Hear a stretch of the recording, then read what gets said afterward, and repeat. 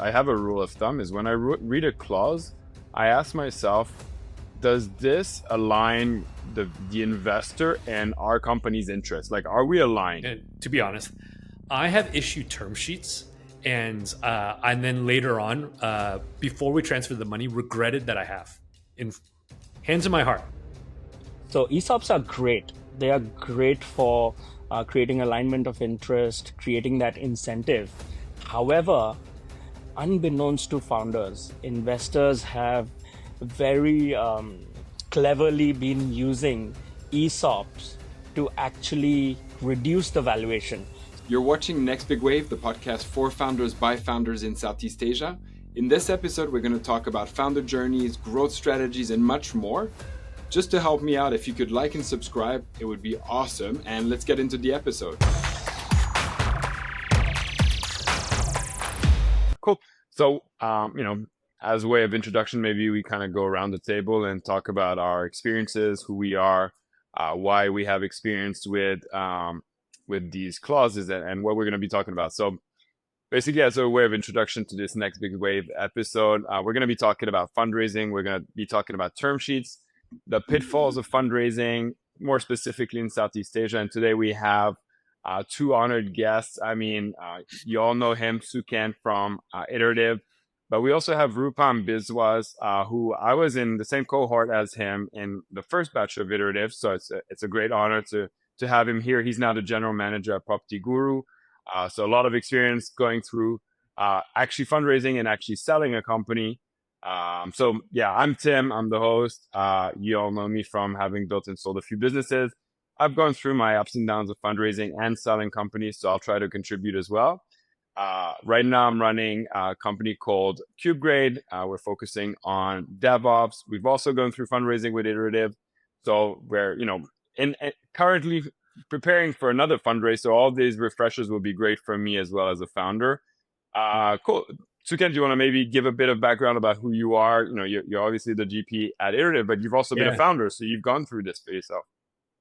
Yeah, so maybe kind of a little bit of background. Maybe I'll lend it towards kind of the specific kind of deal and due terms and this kind of stuff. Maybe kind of for people who don't know, I started two companies in the US. The first one was acquired by eBay, and then the second one was acquired for a much smaller deal by kind of some private deal, and we raised venture capital for both. Maybe somewhat embarrassingly, I didn't really understand a lot of the terms that we were kind of agreeing to, both when we raised funding and even within the acquisition. And so I think one of the things that we kind of do is, look, I knew what percentage of the company I owned. And then when we were acquired by eBay, I just multiplied the amount by the percentage. And I was like, oh, great. And then I quickly found out that's not actually what happened. Yeah. And I was kind of surprised. And look, by then it's too late. I've already signed all these papers. I've already kind of done all this stuff. And that was a scenario where nothing nefarious was happening. Nobody misled me. There was nothing. It was as plain as day. I signed all of the documents, but I just didn't understand kind of like how the mechanics of these work, or maybe I thought I kind of understood. And it wasn't until these things happened that I really was like, oh, this is where this stuff kind of comes in. And so my experience with this is it's the thing that a lot of founders, I think, don't think about when they're signing the deals, because in the immediate term, it doesn't matter. The thing that immediately matters is give me the money so I can kind of go do stuff. And then when at the very end, that's when the stuff really matters. And by that time, you're like, oh my gosh, this is a really big impact, and it's already kind of too late to do anything about it. When I became an investor at Iterative, that's when I really started kind of digging into this stuff. And look, even in those kinds of deals, sometimes I'll ask people, I'm like, hey, do you feel like you understand like what a safe actually does? And you'd be actually surprised the number of people who don't really understand what a safe is. And again, the three of us have been founders before. We all understand how this works. You have so much going on. You're spending all of your energy trying to get a term sheet. Like, spending the extra couple hours trying to understand a safe is kind of not high on your priority list. But maybe listening to this podcast will kind of help kind of shed some light on kind of like what some of those things are, what some of those things to kind of watch out for, and we can share kind of our experiences with it. And so, but that's where I'm kind of like coming from on this. And you're coming at this, you're a VC, so there's going to be things where we'll see how sort of ferocious you guys are, but like you're also a founder-friendly VC, having been a founder. So a lot of these clauses you're upfront about, or at least you're saying, hey, like we're doing sort of we're protecting ourselves, but we're also being as friendly to you guys as possible. So we'll kind of dive into those a little bit. Maybe Rupam, you want to give us a bit of background on your history and how term sheets have affected your career? Hey, thanks, Tim. So it's predominantly coming from both of my avatars in my career. The first being a private equity professional doing $100 million investments, cutting those checks. So therefore understanding what these terms are really. And pretty much it's the same terms which go into shareholders agreements even in early stage VC deals. Is just that the nature of the instrument is slightly different. So I've had a good understanding of what those terms are, and that really helped me as the founder of Send Helper, not just while raising the round. So understanding in our first seed round that I don't care about valuation as much as I care about liquidation preference and having it non-participating.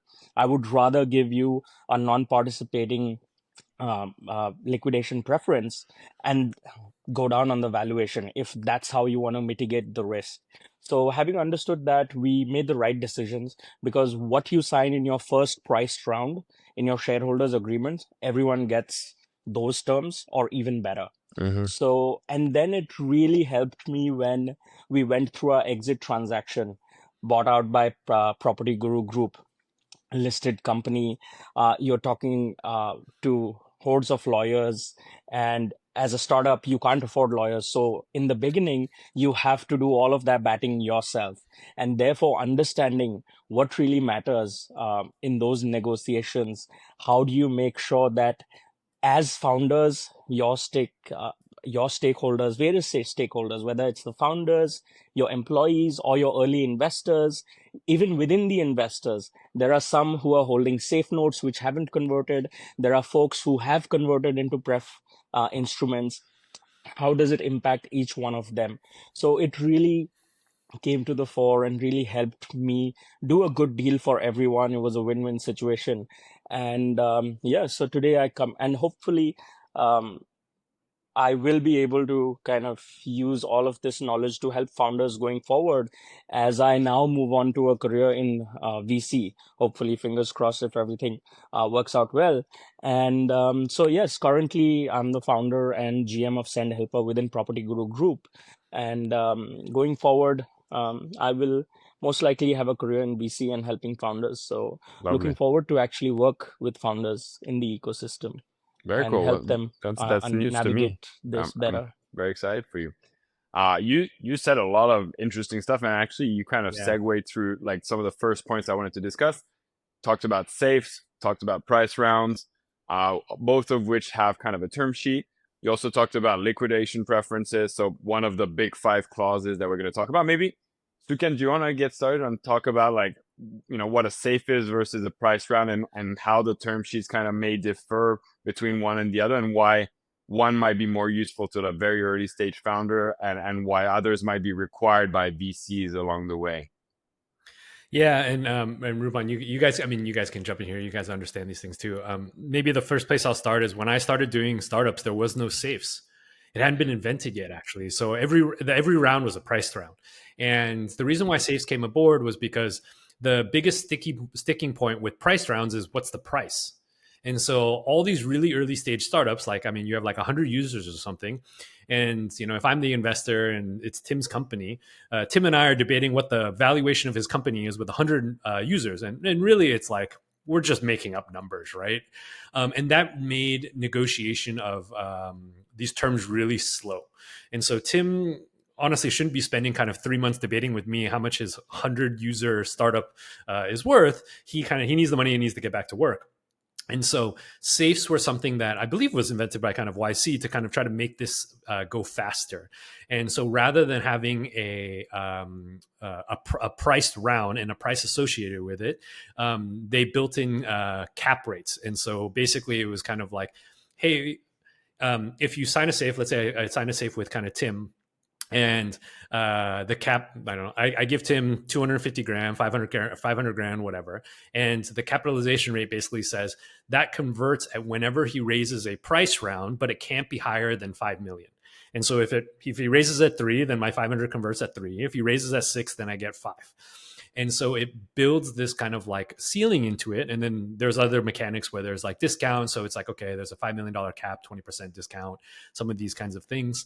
And the entire idea is to get Tim his money and do it in a way that is kind of equitable for both people, but we don't have to agree on a specific price. And so in that sense, after I invest in Tim, I'm actually incentivized now to have Tim raise at as high a valuation as possible, because if he raises more than 5, I still get it at 5. And look, if he raises that kind of less than that, then it's still kind of okay for me. And so I think it's like this instrument that made it much faster to kind of invest in companies. And then there's been different kind of things in vogue around kind of like what the cap rates are. And, you know, those have always gone up. When they first started out for me, it was like 5 and 20 was like a typical kind of deal. Now I've seen kind of much bigger cap rates, lower discounts, typical kind of VC stuff. But the general reason safes came about was so that you avoid having to agree on a price and you build these kind of ranges in. But that's where they kind of came about. And it's probably the last, 10 years, something like that. Yeah, fair to say, yeah. And do you feel like the clauses matter as much in a safe, or are they kind of much more founder friendly and straightforward? I guess it depends. I mean, the YC kind of like safe, and if everybody kind of doesn't know, they're transparent. So you can go to the YC website, you can look up the safe note, you can read the kind of like wording in that. And so that tends to be the gold standard for the most part, right? And so even in Southeast Asia, like iteratives, we have kind of a standard kind of agreement that is based off of the YC safe note. And so that tends to be the standard agreement. And I think for kind of founders, if you go read that note and you get a safe note from another investor that's very different from the YC one, that doesn't mean it's like a disaster. You should definitely say no, but that means you should kind of pay a bit more attention, right? So the YC one's kind of the gold standard, and then you kind of have this. I think it is reasonably, well, I was going to say it's reasonably more straightforward, but maybe that's not the case, because when it actually comes to conversion of those notes, then it really becomes kind of a bit more complicated. But Rupam, maybe I'll kind of like chime you in on kind of like the complexities of kind of the mechanics of safe and kind of price terms. And really when the conversion happens, that's when it really gets a bit messy, right? Right. So the way I have always looked at is, when you look at safe note, it's investors coming in, looking at the upside. How do we do a deal quickly, and then see how well you're going to do. So usually when you have terms, let's say in a full-blown shareholders agreement, there are few clauses which investors want for scenarios when things are going well. And then there are clauses for scenarios when things don't go well. So when things go well, what's important? Pricing. If it's a late stage deal, then maybe dividends, participation, conversion rights, right of first offer, so that whenever shares are being sold within the group, investors can participate themselves. When things don't go right, that's when voting rights, protective provisions, liquidation preference, anti-dilution, drag along, right of first refusal, which is to match the price. All of these things come into the picture. When it comes to a price round, there's equal focus on both sides for clauses that are for times when the times are good and when the times are bad. But when it comes to safe note, you only focus on largely clauses which are for the times when things go well. So you'll have participation, conversion rights, maybe right of first offer, and liquidation preference, because that's the most important to understand, to cover for a scenario where if the company were to be liquidated, investors should at least get their own capital back first. So that's how we view it. So safe note predominantly just looks at for the good case scenario and just covers for investors through the liquidation preference. You don't see all of these detailed clauses in safe notes, which come into a shareholders agreement when you have a price round. Maybe some context for that for people, for the audience. The reason why safe notes tend to be focused on the upside is because if you sign a safe note, they're typically for very early stage startups, and then you grow out of them. So there's no late stage startups that do safe notes. They always kind of convert.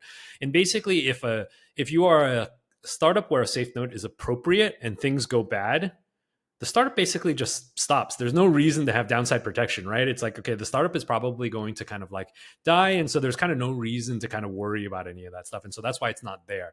When you get to the later stage companies and you are putting larger amounts of money and there is downside, maybe they have a business going already, then there's some protections that are kind of coming into place. But putting in downside protections of a startup that has like no revenue and 1,000 users kind of just doesn't make any sense. And so it tends to be all focused on kind of like upside and how that's going to kind of convert. And so just nuance for people on kind of like why this is the case.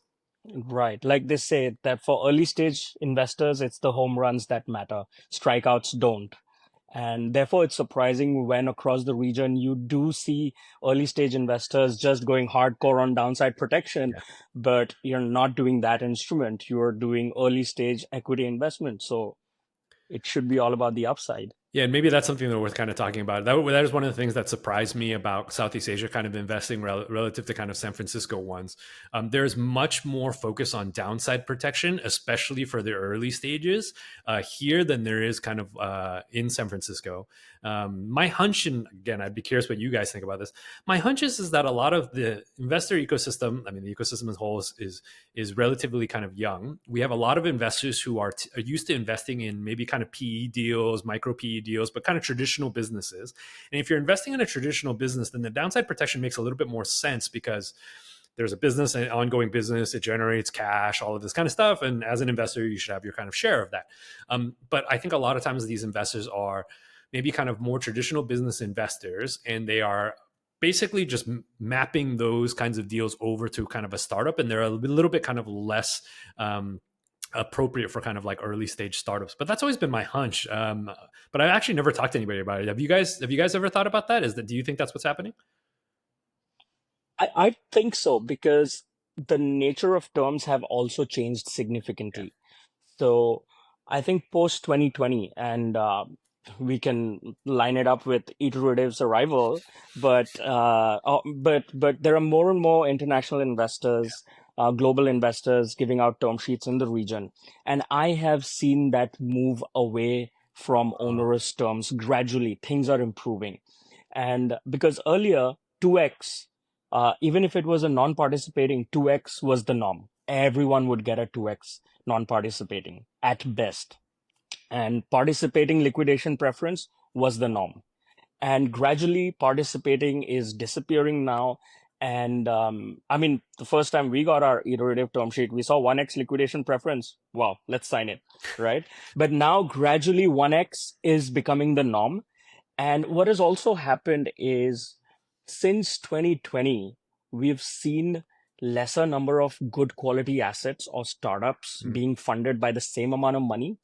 So the competition is higher for the funds to be investing in those good startups and founders. And with that competition has led to kind of the terms becoming better as well.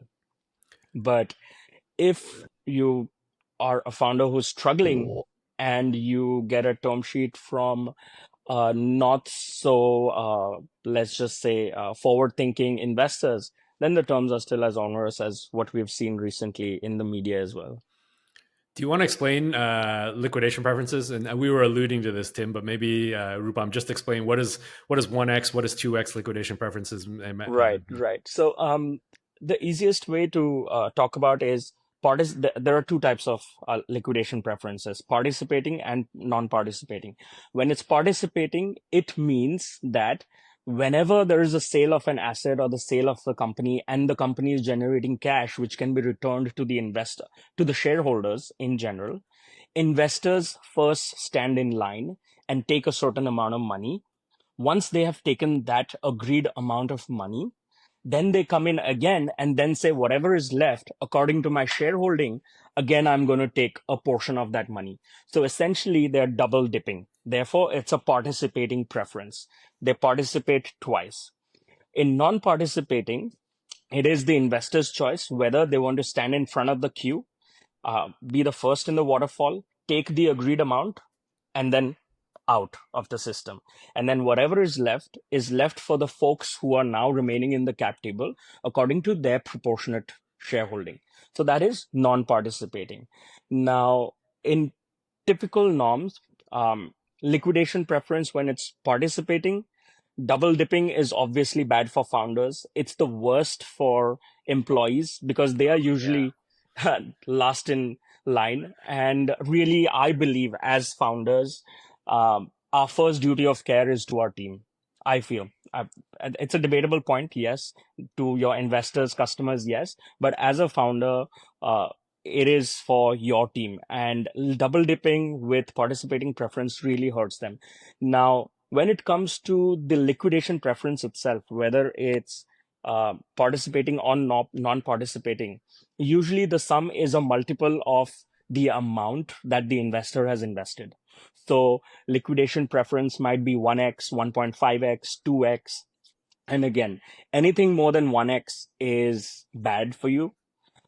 At best, like if you're having trouble getting a term sheet and you finally found one, I always recommend founders that go open up the valuation, tell them to reduce your risks. I will reduce the valuation, but liquidation preference has to be non-participating. And if you want, I can at max give you 1.5. Fair enough. You deserve some return on your capital, but nothing beyond that. Double dipping is strict no. And all of these cases, which we just started with, where you had unicorn exits and founders and the team was left with nothing, are typical cases of double dipping, 2x preference, 3x preference. And the thing is, it stacks up. The moment you give like participating liquidation preference to your, say, priced seed round or your priced series A round, your B, C, D, and following growth funding rounds will always take those best terms or even onerous ones. So we have to be really careful on what we agree to on the initial few rounds that we sign up for. What other red flags do you think are sort of something to look out for? I mean, obviously liquidation preference always takes a cake, and you were mentioning sort of the unicorn where the founders got zero. That was FanDuel.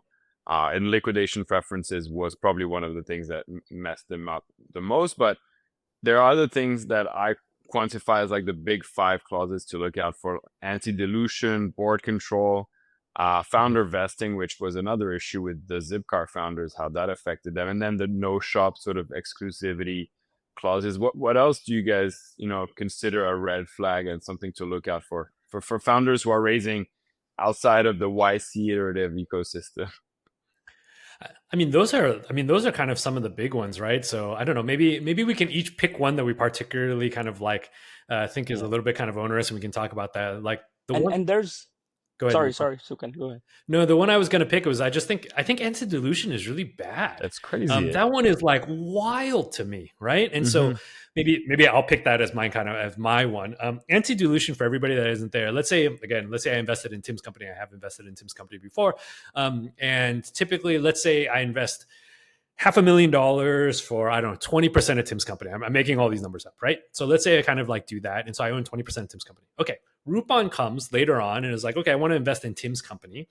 And basically, Tim owns 80%, I own 20%.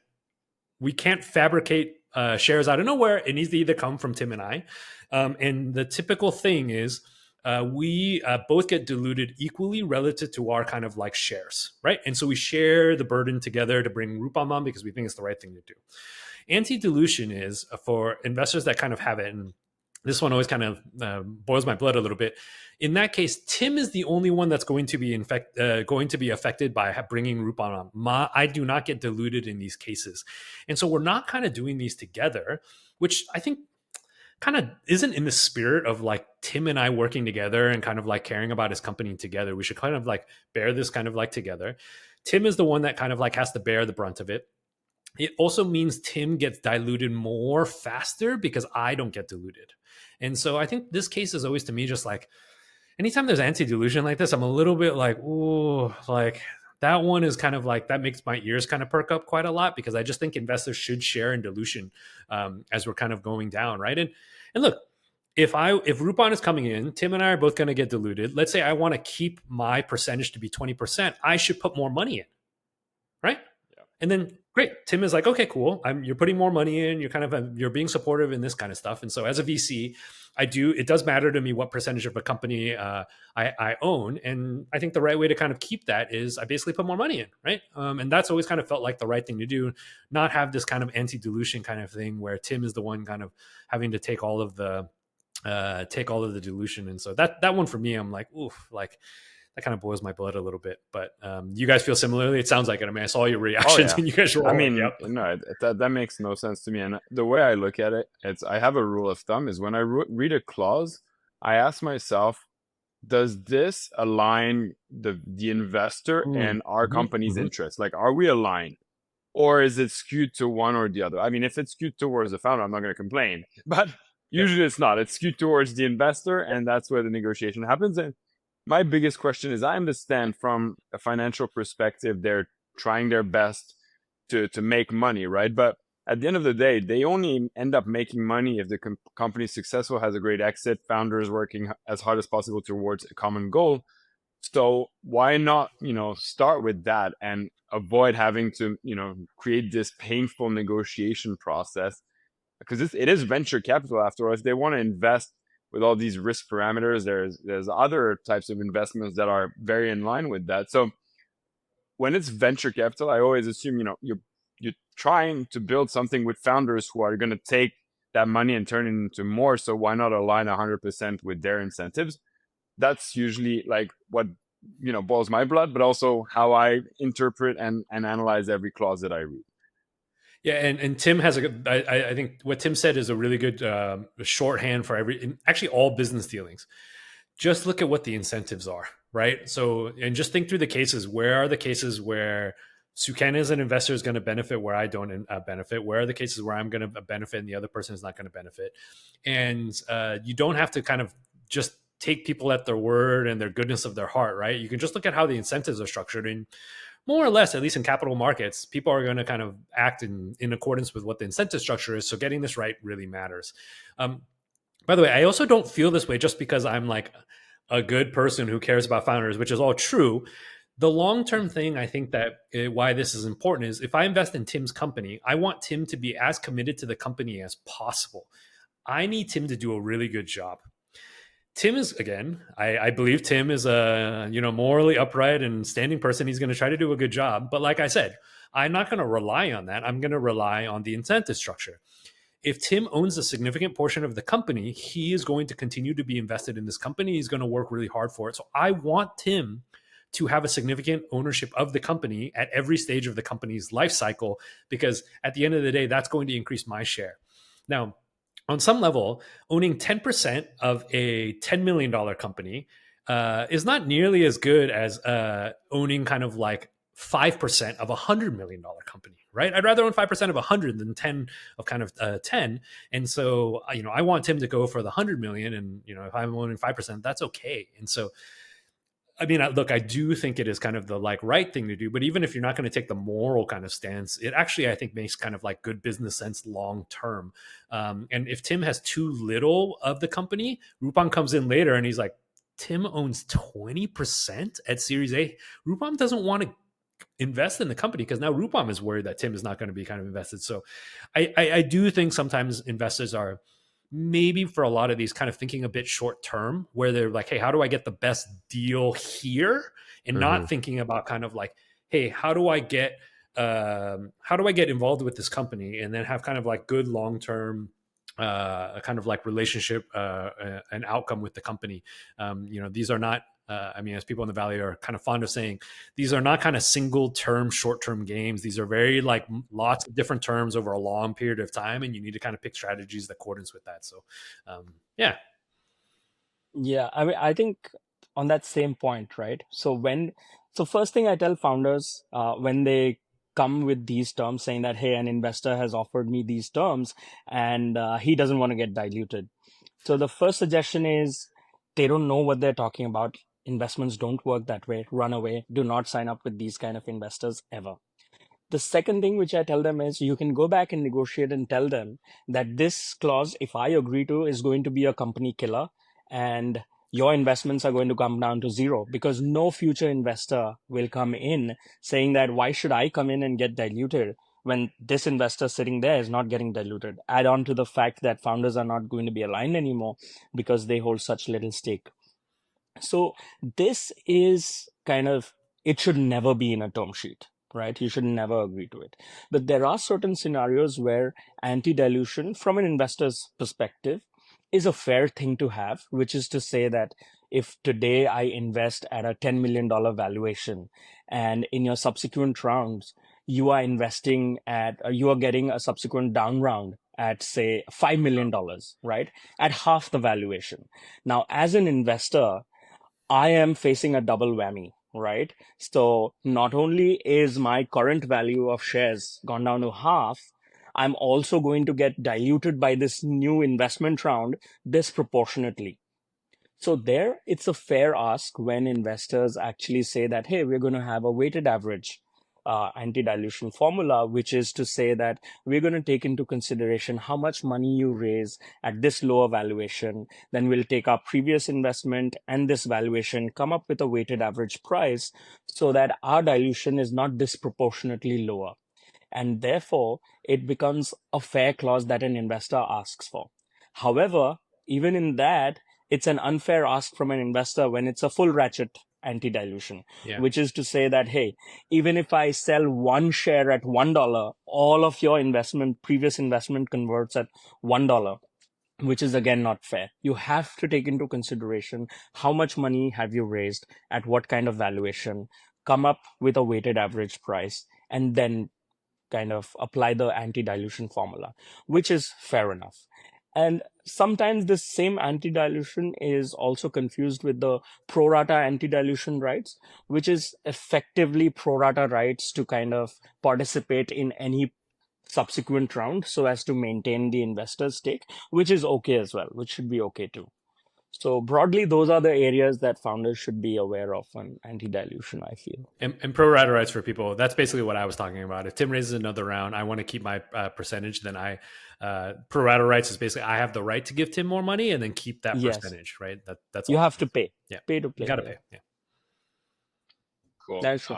There's another actual area which you might have missed in your list, Tim, which I interjected earlier, is ESOPs. Oh, yeah. So ESOPs are great. They are great for creating alignment of interest, creating that incentive. However, unbeknownst to founders, investors have very cleverly been using ESOPs to actually reduce the valuation. So an investor may give a valuation which sounds awesome, which is say $20 million, which is way more than any of the other term sheets. But they're also asking you to create an ESOP pool, which is pre-money.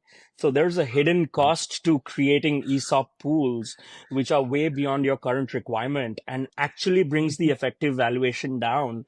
But founders, because they don't understand how these mechanics work, especially when those ESOP allocations are actually not allocated, and therefore the effective stake for your investors increase, thereby reducing the valuation.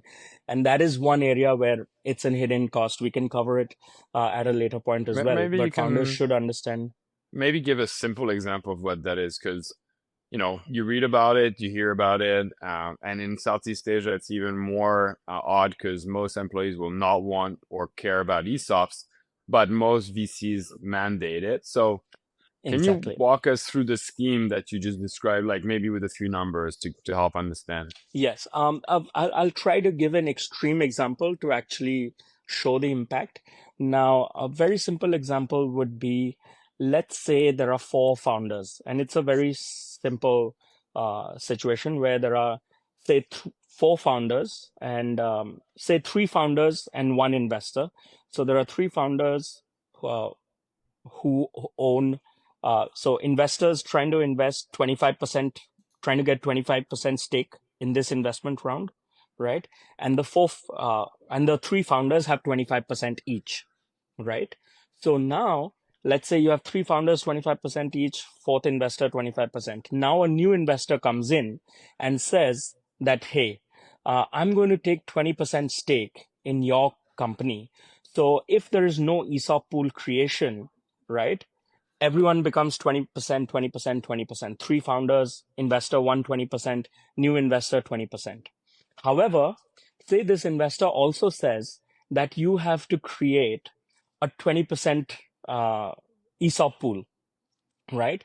So you create a 20% ESOP pool, and therefore now when this investor comes in, effectively that 20% dilution, right, happens from the 25% stake that each of these old founders have, right? So effectively all of you get diluted to less than 20%, but the new investor still stays at 20%. However, now when that 20% of shares is not allocated, say none of your employees said, hey, no, give me a good cash deal. I don't want your stocks. Mm-hmm. Now your stake still remains that lower number. Similarly, that now that 20% wasn't allocated, all of your shareholding increases by that 20%. So maybe the numbers weren't clear in this, right? But effectively what you can see is if everyone had 25%, right? With creation of a ESOP pool, you went down to 20%, right? And investor also went down to 20% according to that. Now, if this ESOP pool was not created, right? Again, you are left with forced shareholders. The investor automatically gets up to 25%.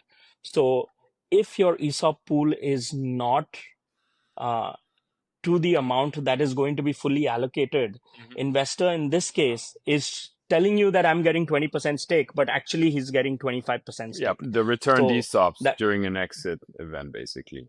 Because those ESOPs weren't allocated. Yeah, so they're returned and The split with total all number the of shares that existing the investors. investor holds is the same, and the denominator has reduced because those shares have not been allocated. Yeah. So all of a sudden, instead of saying that my term sheet gave you 20% stake for me, it gave me 25%. And actually 20 to 25% might not feel like a big number, but 5 on 20 is basically, I got a 25% reduction in the valuation effectively by doing this. Yeah, that makes sense. And, maybe Suken, it's like, it seems like investors after Series A mandate an ESOP. Maybe that's the reason they do it. Maybe it's to incentivize employees because they know that's what runs the company. Let's be devil's advocate. In Southeast Asia, I think we all know that, maybe except in Singapore, but most companies will rarely use their ESOPs. I mean, maybe at Series B or C, I haven't seen it so much. Yeah. How can we convince investors that, we don't need 20% ESOP? We know for a fact. So maybe how to negotiate it lower, convince them, or if we're not able to, does that mean they plan to use it as a scheme to just get more for their valuation? How do we fight that? I mean, I guess, look, ESOP is a problem that I think even within Singapore, I think in every country, that it's not valued as much as it is in kind of like San Francisco. And for, reference for everybody else, when I was running companies in San Francisco, I gave people an offer of kind of like more salary, less ESOP, or more ESOP, less salary. And nobody ever took more salary ever. And not only that, most of the time they tried to negotiate for even less salary and more ESOP. So SF is like all ESOP, and that's the only thing they kind of care about. And so this was always kind of a thing, and here it's kind of like very much kind of like not the same, to the point where I think people typically value ESOP as kind of like non-value, as much as you try to do your best to kind of like explain to them that this is the real value. They don't take that as. And I don't blame people because there's a lot of people with ESOP and it hasn't kind of turned out, and I get how that kind of works, but I still think it's important. But the question still kind of remains that you're talking about. I think there's a couple of things happening. One is investors. I think sometimes people will kind of give investors kind of like too much credit. I think a part of this is why do investors kind of mandate this? There is reasons they want to motivate employees and all this kind of stuff, but I think a large part of it is investors are just using what they think is the kind of industry standards, and sometimes those industry standards come from San Francisco where these things matter, and people haven't thought about this from first principles on kind of like, hey, it's different here, this is not as applicable. And so I'm not saying all investors think this way, but I think some investors probably kind of just like look at what Silicon Valley does and they're like, 20-25% ESOP pools, that's what's standard there, we should do that here, right? And so I think sometimes these numbers get thrown about because of that. The second thing there then is, I think you can have a conversation. I mean, this is just, and you guys kind of know this, but it was a surprise to me when I was a young founder. There are no rules to any of this. You can negotiate and you can set whatever terms you want, right? And so industry standard, non-industry standard, if you have leverage, you can dictate kind of your terms. We can have a long conversation about how to drive leverage, but there is no kind of like set rules to this. So for example, if Tim was negotiating with me and he was like, hey, Suken, I just don't think it's necessary to have a 25% ESOP pool. And I was really kind of pushing it onto him. mean, one of the things he could do is he could come to me and be like, okay, cool, we can do 25%, but I want the clause that if it's unallocated, it goes back to founders. You can put that in the deal, right? Now, I think this is a good way to test how much Sukan actually kind of cares about the ESOP pool, because if Tim says that to me and I'm like, okay, well, 25 is a bit too much, then it's kind of like, okay, well, maybe they were kind of like trying to kind of do some of this, or maybe not as that aware of it. But that is a term that you can dictate. It doesn't have to go to investors. It can go back to founders. That is totally kind of appropriate. I think it's also appropriate, especially if it's primarily coming out of kind of the founders kind of like pool. And so it's just a term like anything else. And so I think, yeah, if you're out there and you're kind of digging into this stuff, you can add terms like this. You can change how it is, right? And at the very least, you can have a conversation about it. Yeah, I think returning it to founders makes a lot of sense. But go ahead, Rupam.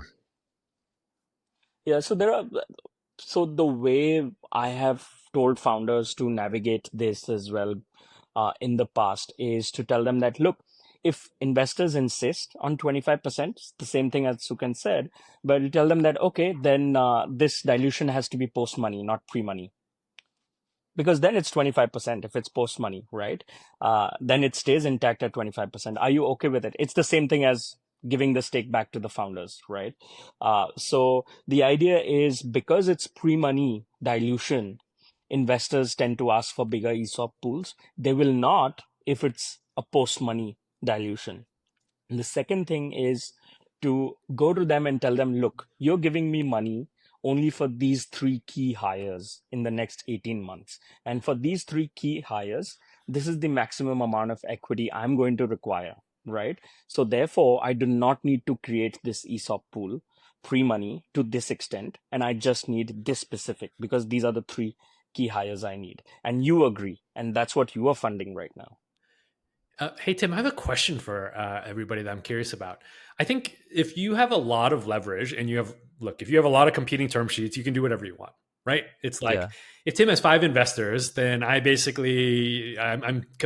Rupam's trying to invest in Tim's company. I'm trying to invest in Tim's company. And then I'm competing against Rupam basically. And Tim can kind of be like, well, look, Sukan, you either give me this or Rupam's going to kind of give me this. And that's kind of the best scenario to get into. And, that's what you want.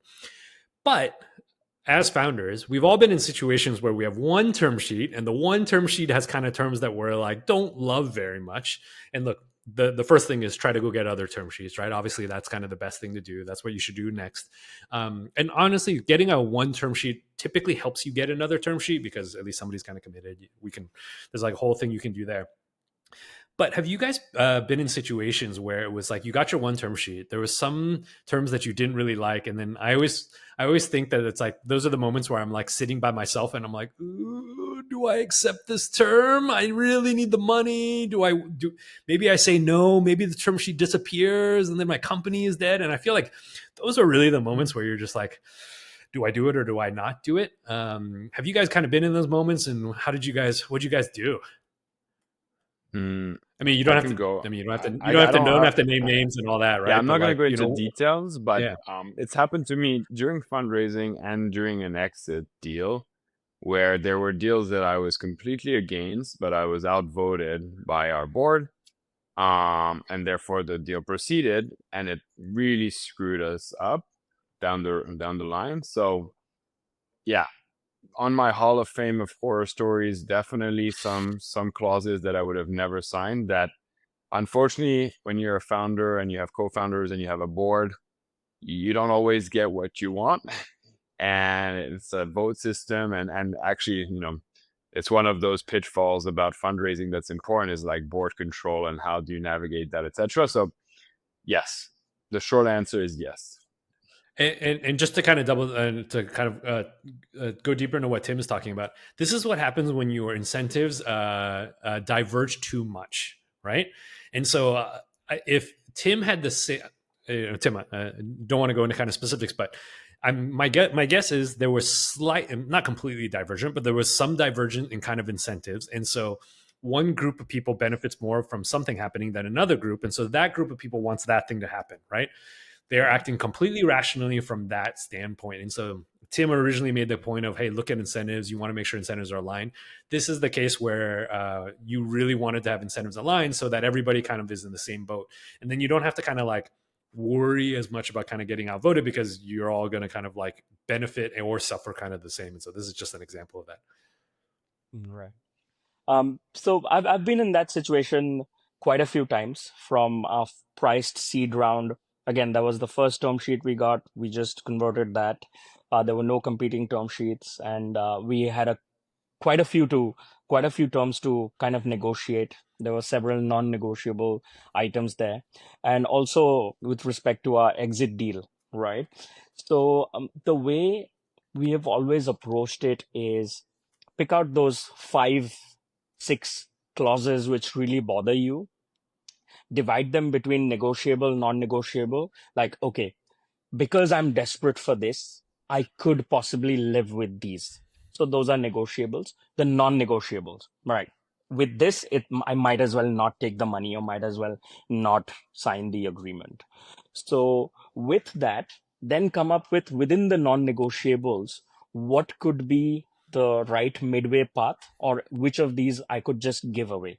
And then when it comes to the non-negotiables, what is the best that I could live with within the non-negotiable terms?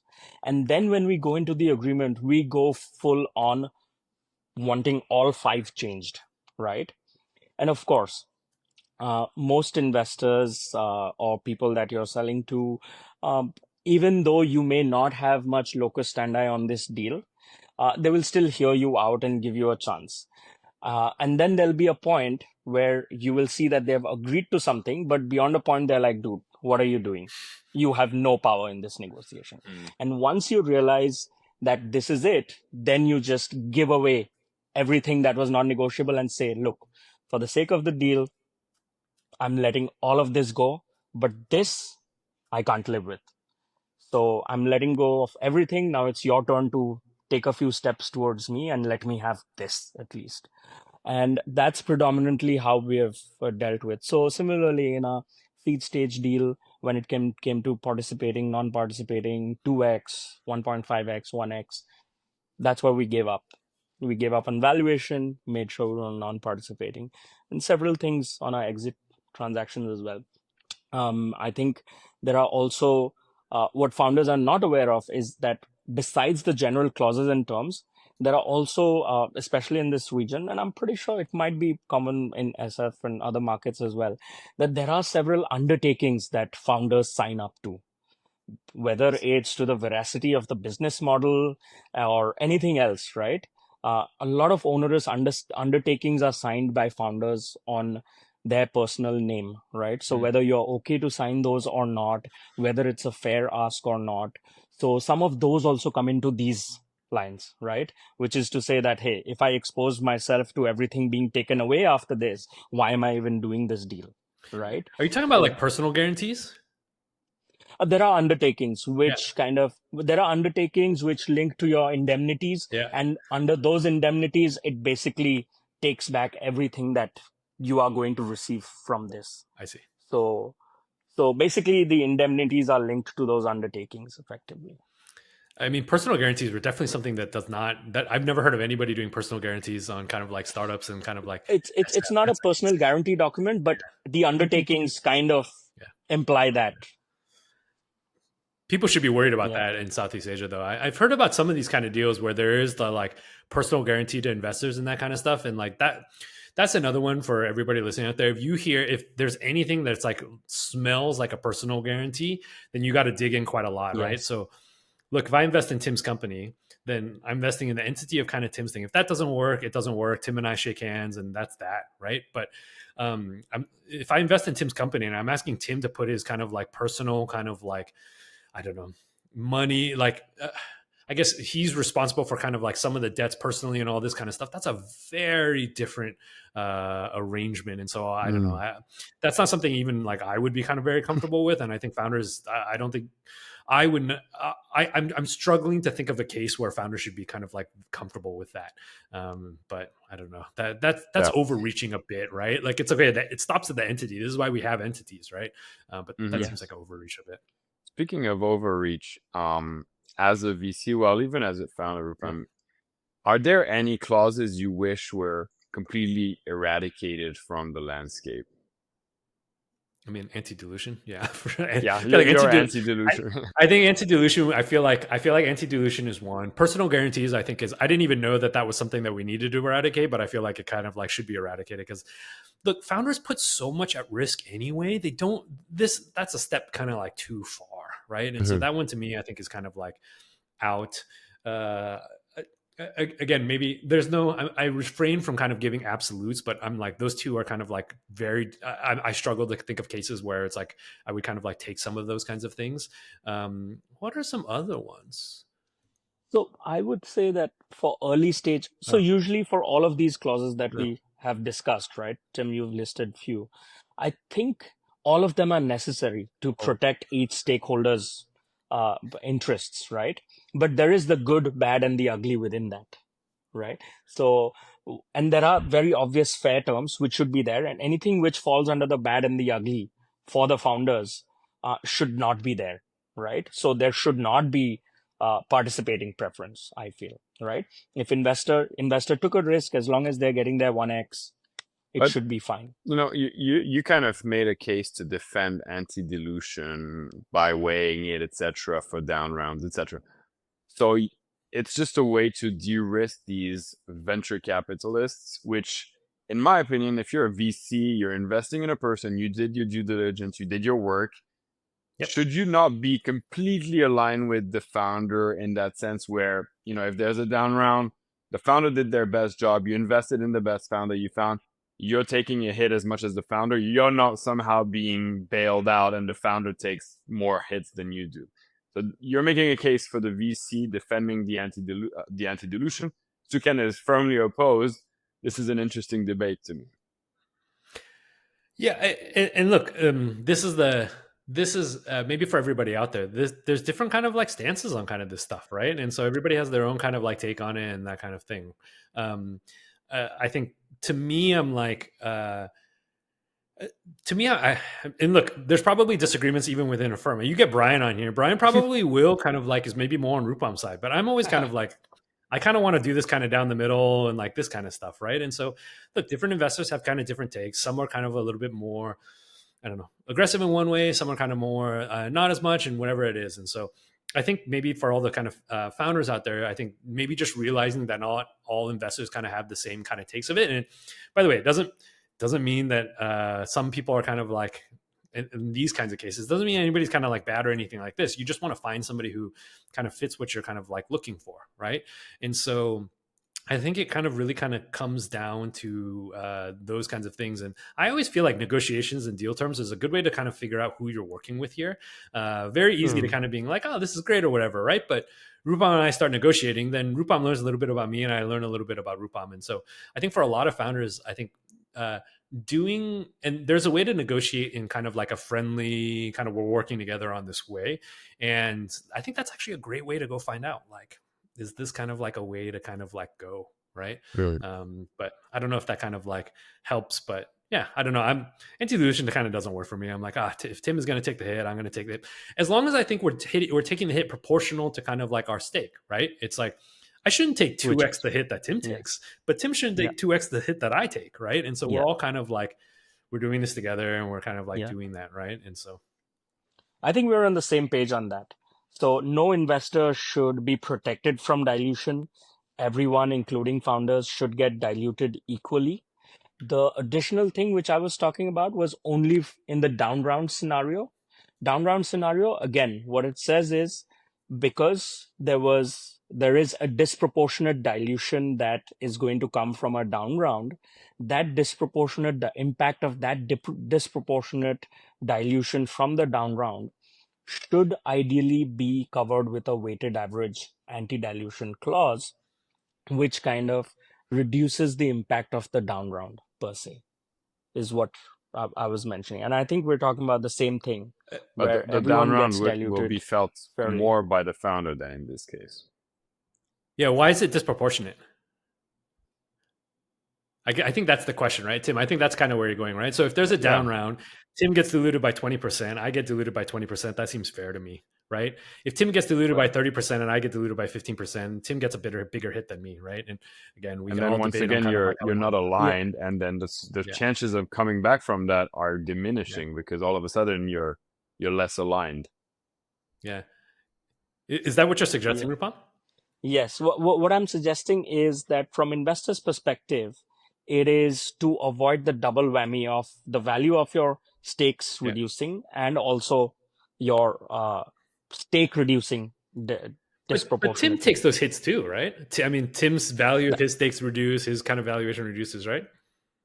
Yes, that is true. That is true. But this is for the new money that has come in into the company. So this applies to investors who come in with their new money into the company, right?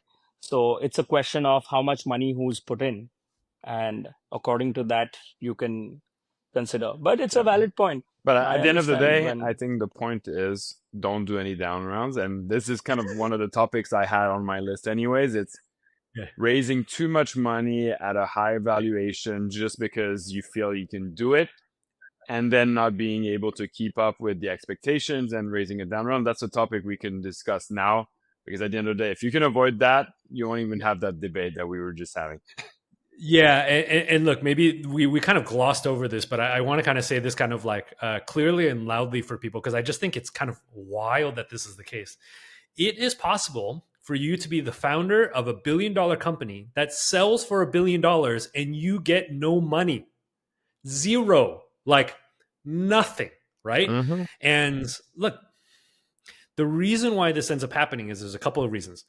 If you sell for $1 billion and you raised more than $1 billion, even at 1x liquidation preferences, you get wiped out, right? Because you got to pay back all the investors first at 1x. If you raise 500 million and they get 2x liquidation preferences, you also get wiped out because they get 2x of their 500 million, right? And so there is a lot of cases where you can. I think sometimes people think, hey, oh my gosh, if you can start a company for $1 billion and all this kind of stuff, you're like, and by the way, this is not like this can theoretically happen, but I won't name names, but like, I know people where this happened to them, right? And so this is not like this is a theoretical anomaly. This is like a real thing that kind of happens. And it's not just at $1 billion. This can happen at $100 million, and happen at $500 million or whatever kind of the thing. It can even happen at $10 million, right? And so look, if you raise $5 million, you sell a company for $2 million, and it's 2x liquidation preference, you still get nothing. And so I think these things, a lot of these terms don't matter if you're kind of a wild success. If you raise $2 million and you sell for $1 billion, none of these terms matter. Everybody makes tons of money. There's more than enough money to go around. The employees get money. The investors get money. Everybody throws a party, right? Mm-hmm. And so in those cases, none of this kind of matters. In down rounds, this matters quite a lot. But even in kind of these in-between rounds where you're like, hey, you sold for kind of like a pretty tidy sum, but now we're kind of like splitting up kind of this kind of modest amount and we're kind of seeing where it is. And so, look, even my case, I said at the very top of this, I sold the company to eBay and I just multiplied the sell price by my percentage. And then the check that I actually got was not that. And it was because of this kind of stuff, right? It was like, okay, we raised a fair bit of money and there was this price and we have to kind of pay back. And, there's a fair bit of this. And so it's not kind of as straightforward, but that's something that I feel like should get into people's kind of minds, that when you sell a company, it is not your percentage multiplied by the amount in a lot of cases. And so I just want to make that very clear to people that it's not so simple. Yeah. The one rule that I feel is that only raise as much as you need. The moment people start offering you too much money, you are enticed into taking all of that, but that just loads up your pref stack to such a huge extent that it's really unfair for your employees, your team members. Founders, to some extent, come out with a reputation of having built a unicorn, but ultimately it's the team members who walk away with nothing after having sacrificed everything for you as a founder. They followed you, right? So it's really raise as much. So for us, it was a blessing in disguise that we couldn't raise too much money. And when time for exit came along, there was a price which was a win-win for everyone. It was a great price for the buyer. It was a great price for shareholders. And in fact, the fact that we couldn't do a massive Series A turned out to be a blessing in the long run. And maybe just to paint this picture kind of out for people, let's say that I invested in, again, incentives kind of misaligning like Tim was saying. Let's say I invest 10 million into Rupam's company and I have 2x liquidation preferences, right? And Rupam like gets an offer for 20 million. Rupam is not taking that deal because he gets 0, right?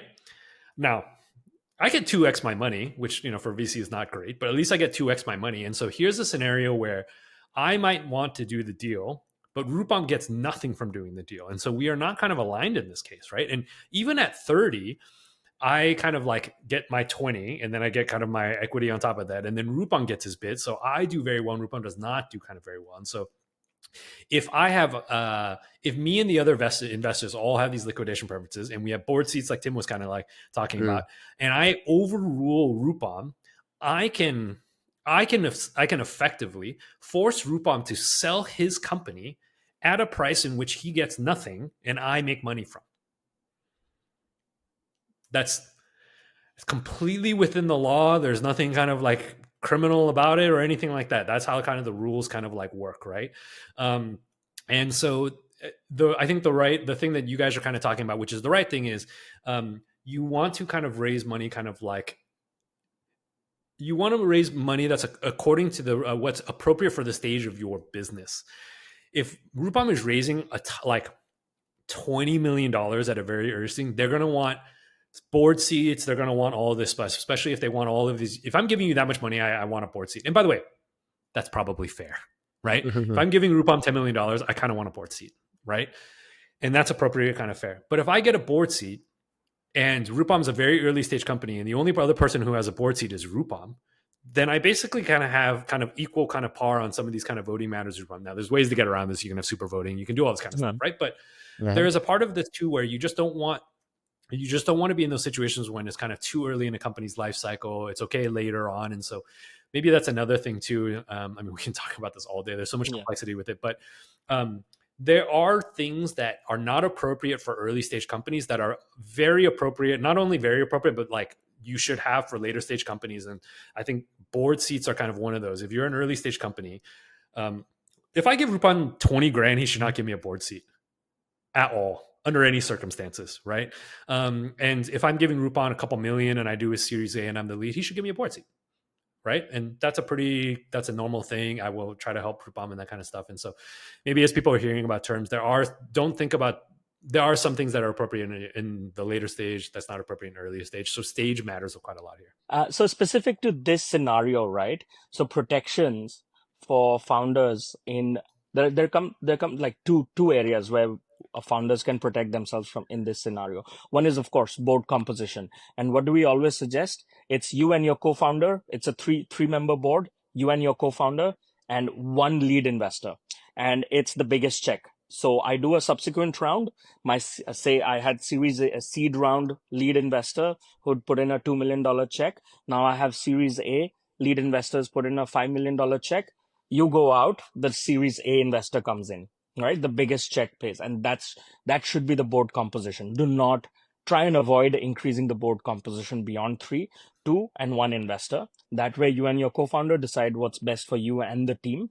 Of course, taking into account what's best for shareholders. The other area, especially once you're into priced rounds, is this clause you will see called a drag along, right? Drag along rights, which effectively is negotiated by investors to say that if I'm getting an exit deal, I can do that transaction and also drag non-willing sellers along with me in that transaction. Now, the way founders can protect and drag along kind of is good for founders as well, because there might be situations where you want to sell. It's good for you and your employees. Some people in the cap table are not happy about it. Some are happy about it. Maybe your later investors are not so happy about it because they're just going to get like 20% IRR, but most of your other early stage investors are going to get a high IRR. Great deal for employees and founders. So drag along sometimes works in your favor as well. However, drag along and tag along clauses. Tag along is a separate one. Drag along is when at the time of selling, you want to drag non-willing shareholders. This should be activated or valid only upon a certain criteria being met. And that's where founders should keep it such that in the transaction, if more than 51% of founder shares or more than 75% of the company shares are being sold, only then drag along can be activated. And thereby, even if the um, uh, say investor with their 25-30% is willing to drag, they cannot drag unless they've got the founders in their camp or gotten everyone else along with the ESOP pool guys in the camp or any of the other common shareholders in the camp. So one needs to therefore negotiate a qualifying condition for drag along to be activated only when, say, founders are going to be okay with it. So there are nuances on how you can build this, and it's different. Sometimes it's around the total stake being sold, total founder stake being sold, change of control happening. It could be any of these qualifying criteria, but as founders, you can be smart and make sure that I'm putting in a qualifying criteria where it always needs my consent and me to be okay with it. So those are the two areas where one can cover for these scenarios. Yeah. Oh, great stuff. Great stuff. I was gonna ask, like, what are some of the worst horror stories you've heard about fundraising? I mean, kind of talked about our own stories. I know that for myself, my own personal worst has been a term sheet being pulled away on the day of signing. And this was very recently. And unfortunately, there's not much you can do there. And the reason we're a little bit more macro and not specific to our company, but it's still very painful because you're kind of planning all these things around the fundraise. But I've also had a lot of different founders talk to me in confidence. So I'm not going to name, but like I've heard stories around fake VCs. Ghosting is obviously one of the big things happening, and just general sort of bad actors using manipulation, all sorts of tactics to get people to sign, etc. So, any stories on your end? I mean, Suken, you've been around the block in Asia and in North America. Anything we should be careful or sort of pay attention to? Yeah, and look, Iterative, we've invested in like 150 companies now, and so I feel like I've been quite lucky with kind of investors. But man, have I heard the stories now? A couple of the ones that I think are kind of quite bad is I think pulling term sheets is like extra bad. And look, it's not only bad because you kind of make a commitment, you're kind of going back and commitment. That's kind of bad, but it's especially bad for founders because oftentimes they are accelerating their process on that there is a term sheet that's going on. And so oftentimes they will tell other founders that they have a term sheet. And then for an investor to pull that term sheet, there's a very awkward thing they have to do where they have to kind of go back to other people and being like, well, yeah, I guess we don't have a term sheet. And that's a bad signal. And oftentimes it's a really bad signal, but oftentimes that signal is not even real. So sometimes the investor will just pull a term sheet because of something that's happened internally to them. But to all the other investors, it looks like they found out something about Tim that they can't invest in. And no matter what Tim says, nobody's really going to believe Tim about that because of course he's going to say that. And so I think it's quite insidious when that kind of like happens. You're just kind of screwing that kind of like company. And so, look, to be honest, I have issued term sheets and then later on, before we transferred the money, regretted that I have in hands in my heart. And I've been like, we should not invest in this company. I've like learned something I don't like, or I don't know, whatever the case is. And I've like wanted to not invest. And I think those are the times when you really kind of find out like what kind of investor you're going to be. And in all of those times, we had to honor that term sheet because look, we said we were going to do it. And even if I have huge buyer's remorse, I said I was going to do it and I got to kind of do it now. Right. And so I think I've been in those situations why that's the case, but I think it's just like, it's important to kind of like, I think as an investor, you have to kind of go through and, you have to do what you say. And I think that's really important. And so I think that screws people a lot. The second thing that I've seen people do, which I think is really insidious, and it's hard to tell whether people are doing it on purpose, but I feel like there are definitely times that people doing it on purpose. Time decay is a real thing. So the longer the startup is fundraising, the more desperate they get. So as an investor, again, I would never indulge in this, but If Tim is raising money, he likely has 12 to 9 months left of runway, maybe kind of 6 months. If it's kind of like every month that I kind of like drag my feet, Tim loses a month. And if Tim starts getting into the red zone and he starts getting nervous, he becomes more desperate. So there is a like very dark art kind of like thing where if I don't think Tim is going to get another kind of like term sheet or something like that, I drag my feet. Tim gets more kind of desperate, and then Tim is more likely to take my deal that has non-favorable terms or kind of like something that I like. And look, I'm not saying it's hard to know when investors are doing this because you never know what is happening in their face. But I think that being a timely investor kind of matters a lot, so that it doesn't kind of end up in this case. But I feel like investors have dragged their feet. And anytime an investor is like, hey, it takes us time and all this kind of stuff, the moment you get another term sheet and then all of a sudden they can do it in like 3 days, you're like, oh, okay. Right. And so I think there's a bit of this where I think there's just some stories I've heard around just like investors really dragging their feet, really putting startups in a really difficult situation on kind of their runway. And then, the worst is you take 4 months fundraising from somebody, they give you a term sheet and they don't close for like 3 to 4 months. They say they're going to close. You don't close, then they pull the term sheet, which has happened to one of our companies. That's the worst, right? Now they're 1 month from dying. You were signaling to them that you were going to go through with this and the money never hit the bank account. That's bad. Or fake wires. I've heard of those as well. Yeah, fake wires. They don't materialize. They're like, yeah, we'll send it, tomorrow. And it's like 3 months later and the money never comes, right? That's bad. You guys? Yeah, Rupam, Tim? What the phenomena which you just mentioned about letting the startup get more desperate, you will be surprised that this happens more often when a startup is looking at a bridge round. Oh, yeah. And certain existing lead investors know that they're going to throw a lifeline, but they want better terms for throwing that lifeline in. So they're going to starve their own startup. Oh, man. Till they can get a good deal for themselves and then turn it into a pay to play kind of situation where they get a larger share and they know that the founder is solid. They're going to turn this around anyways. So it's really tough on the founder when they have to face this from their own investors sometimes. And it happens more often because pretty much everyone does a bridge round. And you've seen that happen, right? And it happens, by the way, in the shadows of bridge rounds. By the way, again, to point out kind of like misalignment here, if I have an anti-dilution down round protection on Tim's company and he really needs to do a bridge round, I actually am incentivized to bleed him out because the lower the valuation goes, he's the one that gets diluted and I do not. But if I do not have the anti-dilution, then we're going to take that hit to kind of gather. And so that almost kind of acts as like I'm not going to kind of like, I wouldn't want to kind of lower the price more and more and more. But if I do have anti-dilution, I will lower the, again, if I'm acting purely kind of like short-term and kind of capitalistic, I will lower the round as much as I can because I will not get diluted, right? So again, just when you're thinking about kind of incentives, you want to think about scenarios in which these incentives would come into play and then whether you're going to kind of be like, okay with them, right? Yeah. It's funny because, we've talked about all these red flags, pitfalls, etc.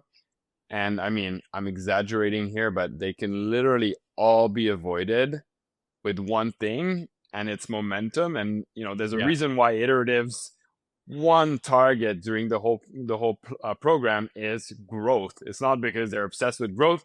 Is with growth, you can literally negotiate all of this. You have competitive offers, etc., and you can literally get rid of all of these red flags or pitfalls by just proving that you're successful. That's it.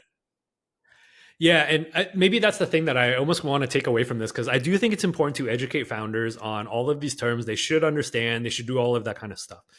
But you got to keep the main thing, which is like the way to kind of solve all of this is you are growing really fast, you are making something people want, and therefore you have leverage. And so you can dictate kind of these terms. A lot of what we're talking about is when you're already kind of in this situation and you kind of don't have a lot of options. But if you're going to spend kind of like if you're going to spend your time working on anything, spend your time working on like making your startup grow very quickly so you don't have to avoid any of this stuff.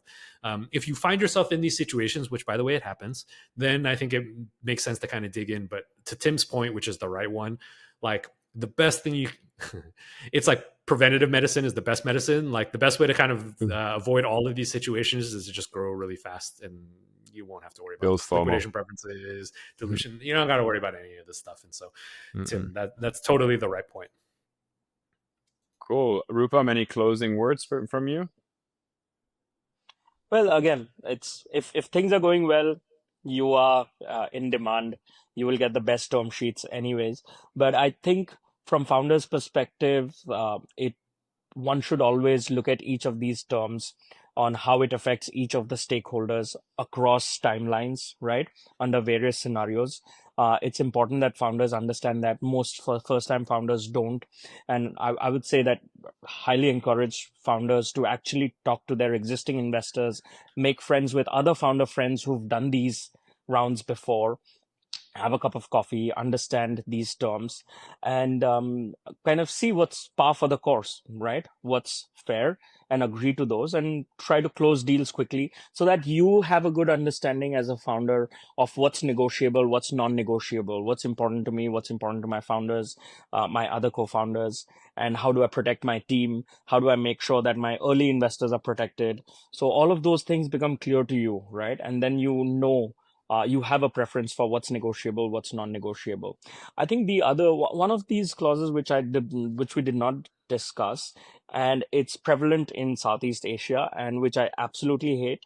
It's not a big thing, but it's transaction costs. There are term sheets which put transaction and legal costs on the company as well. So even the investors' transaction and legal costs are put on the company, and the logic is like, look, we're paying you for this. We are funding you with this funding round. You just use that money to pay off our legal costs as well. I think it's not fair, right? Each party pays for their own costs. You as a fund can also charge it to the fund because it's a deal expense, right? So it's something that I absolutely hate seeing it in term sheets, but it's more prevalent Yeah, than one the reason they do knows. that is because if they pay it out of pocket, it comes out of management fees, and if they pay it out of their investment, it comes out Yeah. of, you know what I mean, right? So you can, you know, this thing. Yep. And the way to mitigate that is, because VCs will be firm on this, in my opinion, is minimize legal costs on both sides. And the reason legal costs can be up to like 100K for a Series A, which is absurd. And the reason is because there's a investor and founder, and then a lawyer for each, and then it's an email change back and forth between the two. And one really simple way to kind of figure it all out is like have the term sheet ready by one of the parties, and force everyone in a room, from like the two lawyers, the buyer and seller technically, and say, hey, we have a whole 8-hour day planned for this, run through everything, etc., etc. And then if there are any changes that have been agreed upon during the meeting, the author of the term sheet makes the edits. The receiving party of the term sheet reviews it, like the lawyer, and that's the extent of your legal fees. They're all merged into one day, as opposed to like, so you can literally reduce your legal fees by a factor of 4 if you follow a process like that. But yeah, it's very hard to convince them to pay them up front because it comes out of their management fees. Mm-hmm. Yeah, but there are instances if the deal goes through, right? Deal specific expenses can be charged to the fund because this is specifically for the deal for the fund, right? So in those cases, I see no excuse why a startup should be paying for the legal expenses. Yes, if the deal doesn't go through and it is not being parked in the fund, then the GP pays for that for sure, right? And the question is that you're out of pocket for that sort of money, right? But as a founder, it wasn't my choice that you went and took a legal firm where the partner charges you $4,000 per hour, right? That was a choice that you made. Why should I as a company be paying for it? Tim, maybe as kind of closing parts, want to end on maybe kind of like this, and Rupam started kind of touching about it around like, hey, if you're a founder, and look, even between us, we've been around this game so long, there's so many terms and so much kind of like specificity around kind of like how this stuff works. The best thing you can do is, if you have founder friends, talk to other kind of founder friends. If you have existing investors, talk to those investors. They should be well versed in this. And ideally they should be kind of on your side if they're good investors, and so they should be able to kind of explain it to you. And so those are kind of good resources. If you don't have any of those, and look, a lot of kind of first time founders don't have these, then I think like, I mean, I'll give my email kind of out on this. It's just hsuken@iterative.vc, and just cold email me. Just literally send me an email and being like, hey, I saw this term. How does this kind of work? And we can try to kind of help you out. But I think not understanding how these terms work should never be kind of like a reason, right? And so I think ask people, talk to people, see what kind of is normal. But you know, if you don't have anybody to ask, by all means email me, and I'm happy to kind of like give you a quick kind of take on here's kind of what this means and all of that kind of stuff, right? And so I think the idea here is you should if you're doing these deals, be educated on kind of how they work. I was not. Don't be like me. And so I think that's the main. I mean, AI is fairly good at sort of expanding on certain terms and saying, hey, what the hell does this mean in layman's term? Please explain it as a 5-year-old. Or does this term align? Is it more in favor of the investor or myself? Does this, like, you can do all of that preemptively, right? Yeah. Hey, I've never tried this. I kind of want to take a term sheet and put it into ChatGPT and being like, what are the things I should be worried about with these terms? I did it with your term sheet iterative. I did it with your term sheet, and I only had a couple clauses, which I actually voiced to Brian. He was like, we're not negotiating. but by the way, people should, I mean, it sounds like it kind of works well. Oh, it works really well. Guys. And it's very clear why. And they can say like, this is kind of how you can modify it in your advantage, or at least to be more at par. Yeah. And Tim did the right thing, even with ours, right? Like, and by the way, even if you're applying iterative, like put it in there and bring it up and kind of talk about it, right? And so look, maybe that's an even better case. It's just like, just upload it in whatever document you have, ask ChatGPT kind of like where this might be kind of like, and you can ask it direct questions like, hey, under what scenarios are our incentives going to be not aligned? And it probably will tell you. Yeah. You can go very deep. It's great. You can ask for scenarios like, what if we sell at this price? What will I get, etc. Like, go deep. Wow, that's good. Okay, well, I gave everybody my email, but honestly, ChatGPT is probably going to be better than me. So just start there. The only thing it struggles with is how do I ask for my terms? So how do you negotiate it? That's a very surface level answer it gives. That okay, how do I go about getting what I want? But apart from that, the legal analysis, it's pretty good. Okay, so maybe that's the new move. Use ChatGPT to understand it, and then when you want to figure out how to negotiate it, then you can email me. And then email Suken, email Rupam. Rupam's really well educated on this as well. So maybe I'll share your email in the description. Really informative episode. Really, I hope a lot of people will get some value out of it, whether they're sort of very early stage or already kind of going through Series A or whatever. But thanks you guys for coming on. Really fun episode, and catch you on the next one. Thanks, Tim. Thanks, Tim. Thanks, Suken.